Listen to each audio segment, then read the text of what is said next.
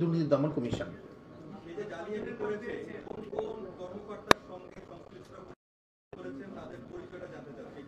আমরা তদন্তের স্বার্থে এই মুহূর্তে তার বিস্তারিত এই সবগুলো জিনিস আমার মনে প্রকাশ করাটা সমীচীন হবে না। তার নাম আমরা কিছু তো আমরা উনি যেহেতু মানি লন্ডারিং এর সাথে জড়িত ছিল, আমরা আমাদের কাছে যে তথ্যপত্র রয়েছে সেটা হচ্ছে যে টেকনাফ এবং উখিয়া অঞ্চল দিয়ে উনি মিয়ানমার থেকে এবং বার্মা, নেপাল থেকে, ভুটান থেকে বিভিন্ন জাতের গরু উনি আমদানি করেছেন।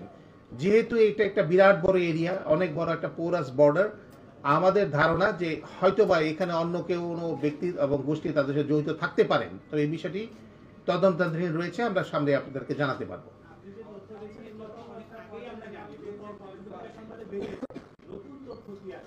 আমরা উনি যে মানি লন্ডারিং করেছেন এই বিষয়ে আমরা কিছু ব্যাংকিং অবৈধ লেনদেনের আমরা তথ্য পেয়েছি। আমরা তদন্তের স্বার্থে ওই বিষয়গুলো আমাদেরকে একটু গোপন রাখতে হচ্ছে। যেই ব্যাংকগুলোতে, আমরা কোনো ব্যাংকের নাম উল্লেখ করছি না, যে ব্যাংকগুলোতে ওনাদের অবৈধ লেনদেন পাওয়া গেছে এবং মানি লন্ডার হয়েছে, সেটার যে টাকাগুলোর উৎস এবং স্পেন্ড অ্যান্ড লেয়ারিং যেটা আমরা বলি, সেগুলো যেটা হয়েছে তাতে আমাদের কাছে প্রতীয়মান হয়েছে প্রাথমিক অনুসন্ধানে যে উনি মানি লন্ডারিং এর সাথে জড়িত।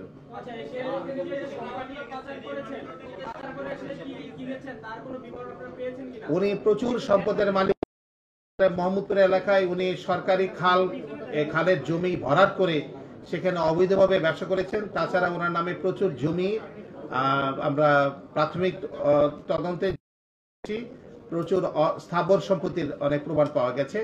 আরো বেশ কিছু সম্পদ আমরা খুব দ্রুতই, যেগুলো আমাদের হাতে এখনো এসে পৌঁছেনি, আমরা আপনাদেরকে এই তথ্যগুলো ভবিষ্যতে দিতে পারবো। এখন প্রাথমিক অবস্থায় আমরা থাইল্যান্ড সহ বিভিন্ন দেশগুলোর কথা শুনছি, কিন্তু আমরা আগামীতে যখন তদন্ত হবে এই বিষয়ে সুস্পষ্ট ধারণা আপনাদেরকে দেব।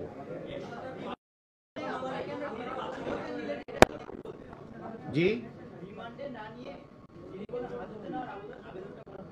না, উনি তো যে কোনো ব্যক্তি গ্রেপ্তার হলে প্রথমে উনি হাজতে যাবেন, পর্যায়ে মামলা তদন্তকারী কর্মকর্তা রিমান্ডের প্রেয়ার দিবেন, এটা পরবর্তী স্টেপ। জি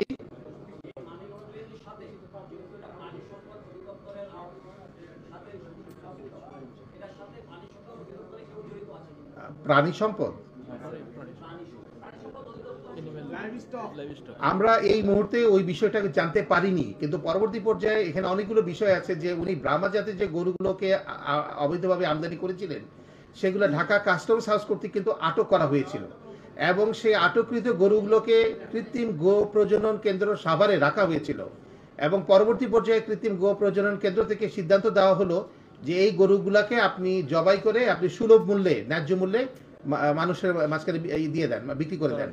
কিন্তু প্রবলেম হলো যে উনি এই গরুগুলাকে জব করেন নাই। জব না করে উনি জালিয়াতির মাধ্যমে কাগজ তৈরি করেছেন যে উনি জব করেছেন। আসলে উনি জব না করে এই গরুগুলোকে তিনি উচ্চ মূল্যে 11 কোটি টাকা মূল্যে উনি বিক্রি করেছেন এবং এই টাকাটাকে উনি দেশের বাইরে লন্ডার করেছেন।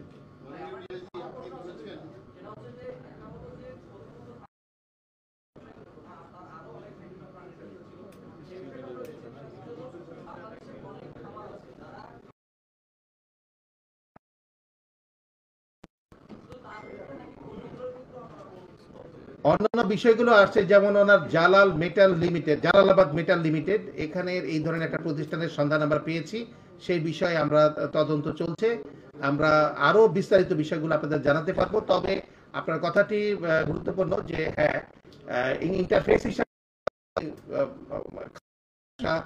এবং উচ্চ বংশীয় গরু বিজনেস করতে পারেন।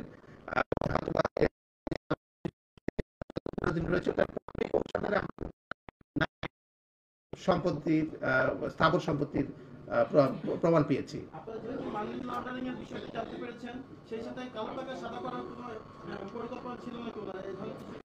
এই বিষয়টা এই মুহূর্তে মন্তব্য করা ঠিক হবে না, কারণ হচ্ছে তদন্ত চলছে। আপনারা শুধুমাত্র প্রাথমিক যে তথ্যগুলো আমরা পেয়েছি সেগুলো আমরা আপনাদের জানাচ্ছি। ভাই আপনারা একটু চুপ করেন, বড় ভাই কি বলবে? মোহাম্মদপুর বেরিবাদ এলাকায় তার জবরদখল করা সম্পত্তি ছিল, এটা আপনারা প্রাথমিক তদন্তে পেয়েছেন। আর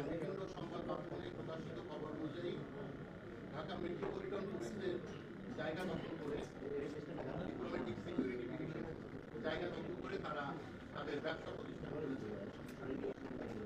এই সমস্ত কাজে সাবেক আইজি বেনজির আহমেদ জড়িত ছিল এমন কোন তথ্য আপনারা প্রাথমিকভাবে জেনেছেন কিনা? আমরা প্রাথমিকভাবে বেশ কিছু লোকের ৫-৭ জনের সংশ্লিষ্টতার প্রমাণ পাচ্ছি, কিন্তু বিষয়গুলো যেহেতু এখন পর্যন্ত কনক্লুসিভ প্রুফ আমাদের হাতে এসে পৌঁছেনি, সেই কারণে এই বিষয়ে মন্তব্য করাটা এই মুহূর্তে সঠিক হবে না। আমাদের মিডিয়াকে আপনারা এই মুহূর্তে তাহলে কি তথ্য দেওয়ার জন্য আমাদের ডেকেছেন? এটা তো আমরা বহু আগে এইসব কিছুটা কি জানি। আমরা আপনারা যে তথ্যগুলো জানতেন সেগুলোকে মামলা আকারে আমরা যখন নিয়ে আসি অর্থাৎ কারো